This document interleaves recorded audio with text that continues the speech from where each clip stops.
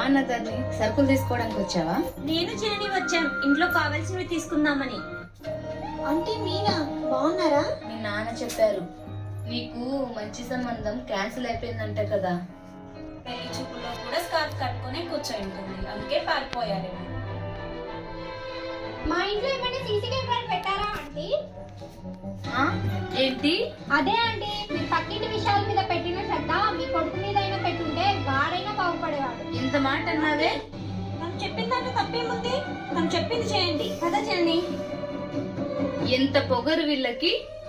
జనని నువ్వు కొంచెం కోపం తగ్గించుకో. ఆమె అలా అంటుంటే కోపం రాదా ఆమెని?